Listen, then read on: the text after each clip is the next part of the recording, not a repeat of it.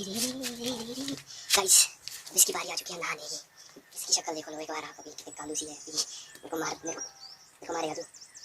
मेरे को मारेगा तू। हाँ अच्छा ऐसे बैठा दिया ठीक है। होली होली होली से होली होली से मजा। गर्मी बहुत हो गई है, उसको गर्मी लगती है आजकल बहुत ज़्यादा इसके लंबे लंबे बालों की वजह से।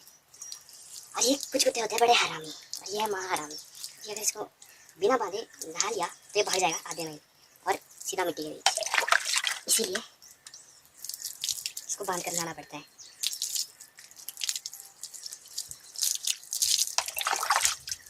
ठंडे ठंडे पानी से नहाना चाहिए।